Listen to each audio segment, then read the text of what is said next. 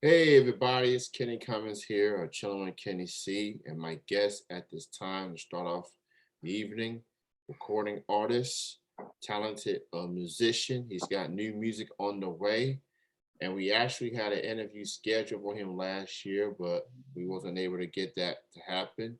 So this is literally a year in the making, and I'm joined with the man himself, Patrick Lawrence. He's with me, chilling on the couch, literally right here, right now. What's good, man? That's good. Hey, just been having one of those days, boring day, not much to do. So this has been kind of this interview is the highlight of my day. So I Wow, appreciate you that's having me awesome. on here.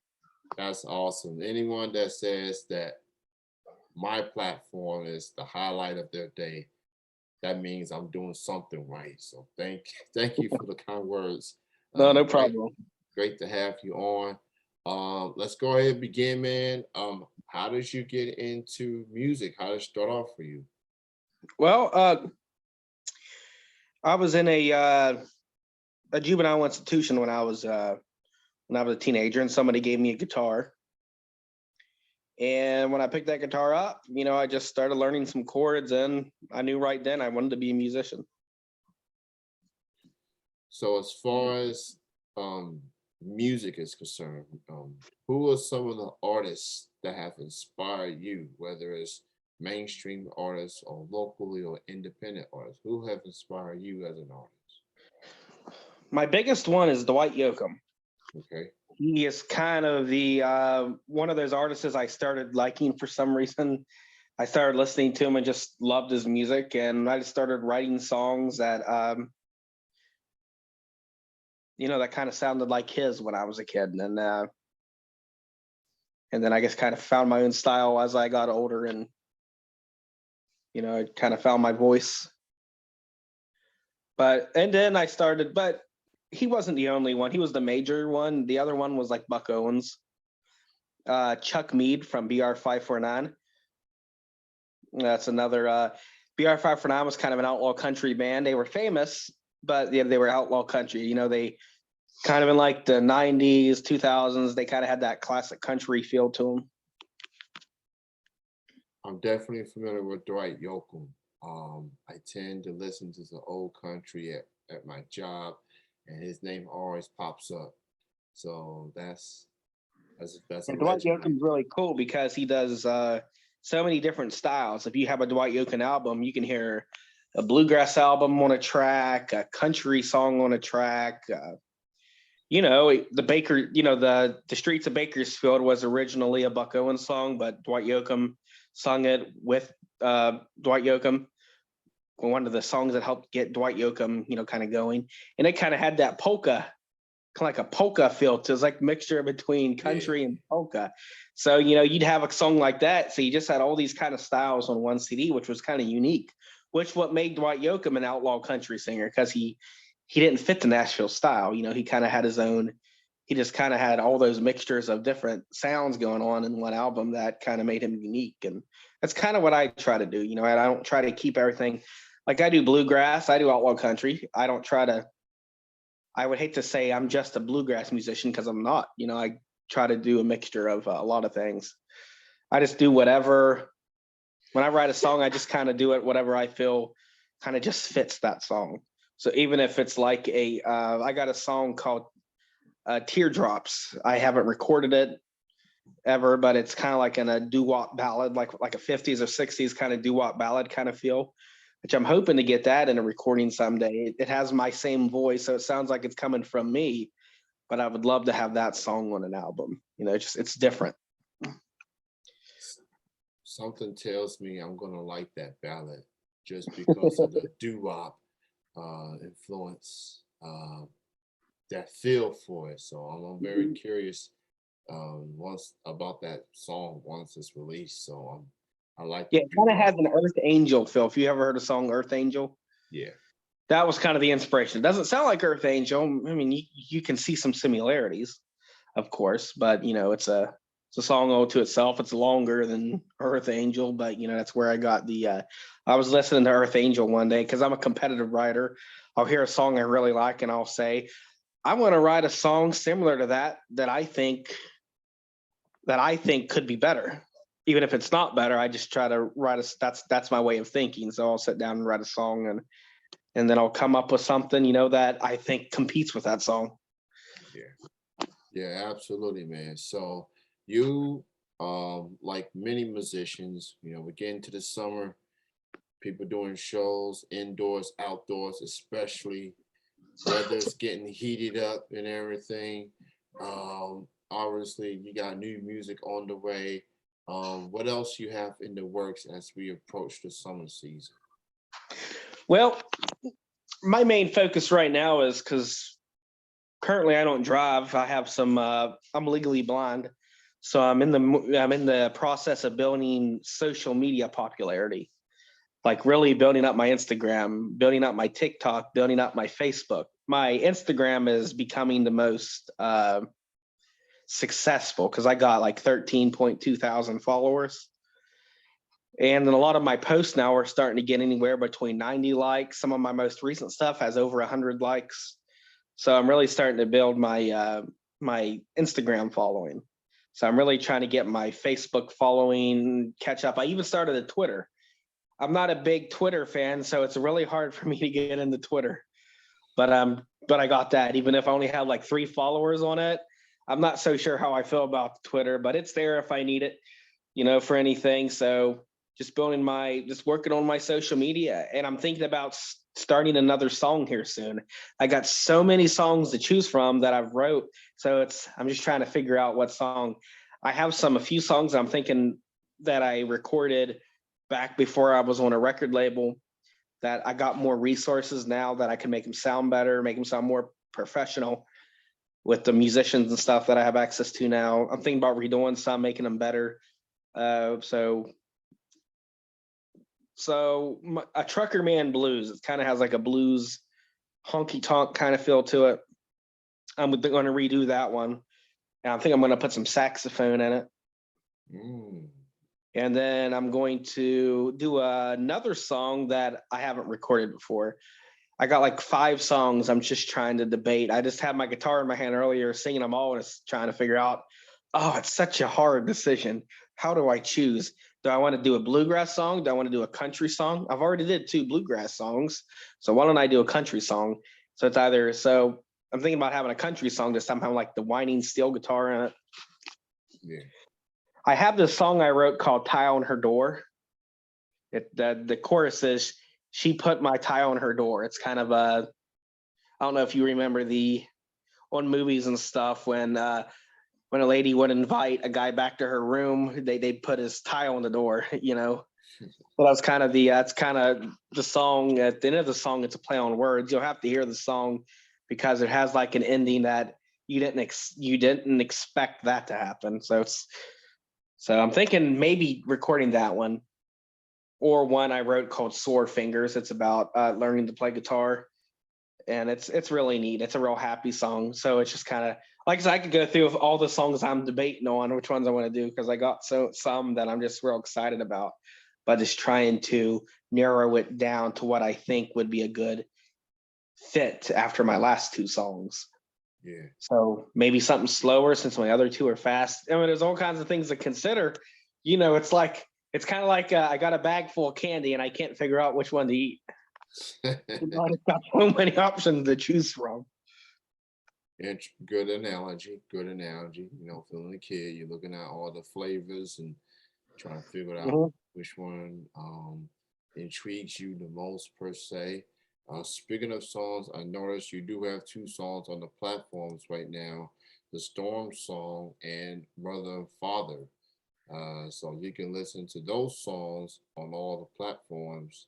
And like Patrick pointed out, he got more music on the way. So check him out on all the social medias at Patrick Lawrence Music. And, speaking of social media, that kind of a segue into the next question. Obviously, as a musician and me being a podcaster, we trying to get ourselves heard, get awareness out there. Some people do it on their own. Some people get help.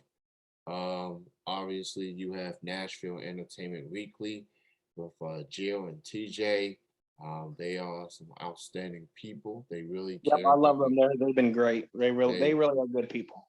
they have always, like, every time I'm on Facebook especially, I'll scroll down, you get the good posts, you get the bad posts, and then you get the Nashville Entertainment Weekly posts. They are promoting their artists. If you got a song, they got a flyer for that. If you got an upcoming interview, they got a flyer for that. If you got an Mhm. upcoming show, they got a flyer for that. What it's like to have uh, good people like Jill and TJ just help spread the word out about your music and all. It does make the process a whole lot easier, knowing that there's somebody there to back you up. If you need advice or if you need just help or just you need to float some ideas. They're there. You know, I know on the weekends, they take a break on the weekends, so they probably got a few messages from me already about some things I was curious about, but I know they'll get back to me because that's they're always there. They're always there to help. I think they care more about seeing artists succeed, than anything. I think that's part of their passion why they started a label because they want to see people succeed with their music, and they like unique people like me. They like people who has a gimmick. So like I always had a gimmick, and that's what they look for. So they're always there to, like I said, there's ideas. Like use this to your advantage. You're good at this. Let that stand out. If you're, I like this song. I think you should. Even with them, I may go to them and say, "What song do you think I should record?" Because I can't make up my mind. They give me an idea of what they think would be good, and they've been doing it for so long. They are usually pretty good at figuring out like my Storm song. That was one of my most popular songs, and still it is. Actually, on CD Baby, that what the a platform we use for digital distribution, that song has earned me more revenue than any of my other songs. And that was the song that got TJ to want to sign me. And I Mhm. see why, because everybody likes that song. Even people who don't really like country music seem to like that song because they like the story. The story is what intrigues them. So, and it's funny because I recorded that song in my own home studio. There's nothing special about it. I used the drum machine, for the drum, just me and my guitar. I did my own harmonies. It's not really a professionally done recording, but it's one of my most popular. So I will be redoing that one again in the future, making it better. But the vocals were so good and the guitar was so good, I can keep the old vocals and just get it remastered, with professional quality, and then I don't really have to work too hard on that song. But someday that song will be redone. I haven't redone it yet because it's been so popular. I didn't want to ruin a good thing. I wanted to see when when it stops getting attention, when I notice views stop going up, when I notice revenue is not coming in anymore, Yeah. that's when I'll revamp it, when I'll redo it to get that fresh new feel to that song coming in. Whenever it stops being a my most popular, because there comes a time when a song, people just move on to other stuff. They like another song of yours, and they just kind of forget about one, and that's then it's time to bring that song back, and that'll be a good a good debut for that song. Just to have it professionally done, having more instruments added to it, having real drums added to it the next time. Not a drum machine. Mhm. And having more background music so it doesn't sound so boring. Yeah, man. I feel like the saying, if it ain't broke, don't fix it. Especially money's coming your way with the success of that song. So people are gonna keep listening to it, and when the time's right, get that remastered version in there, and people are gonna like it even more. So That's what um, I'm hoping for. yeah. Whenever, like when people get bored of it and they move on to other stuff, they forget about it, and then that remaster one, people be like, "Oh, this is better. You should have did this a long time ago." It is what it is. So I'm definitely joined with Patrick Lawrence here. He's got new music on the way. Check him out on social media, Patrick Lawrence Music, and Twitter. that's definitely a challenge for sure. The characteristics things kind of got me off guard because you only got enough for one or two sentences, and that's it. So That's what I never liked about it. You yeah, couldn't really say a whole lot. So, yeah, I just never got into it. And still, it's just I'm even thinking about taking down my Twitter because I just don't see myself spending hours on it like I do Facebook and Instagram because it's yeah. just, I find it just not as appealing. That's fair. People got their preference. I used to be a Facebook person, and I'm still am obviously. Twitter kind of grew on me a little bit, but I just make a tweak here and there. But Mm. to each their own, pretty much. Uh, so I'm definitely happy to have you on the show, Patrick. You got a lot of good music on the horizon. I look forward to hearing that. But until then, check out Mother and Father and the Storm Song. Both songs are available on all the platforms. It was actually Dandelion Wine too. However, Yeah, I used a different thing other than CD Baby, which I wish I haven't. I was just trying to explore new ways of doing things to see if I yeah. could. But Dandelion Wine, it's going to be released soon. I mean, I'm going to be doing it on. I'm going to be putting it on CD Baby again, so it'll be released and everything. I use something called Amuse, which is similar to CD Baby, which not as good. I wish I never would have done it because the Muse is great, but it's just not good for what I wanted to use it for. Right. I mean, for other people, it'll be great. I have nothing against Muse. I like the Muse, but it's just I guess I just like CD Baby. There's just more. CD Baby is more technical. There's just more you can do. Amuse is just more simple.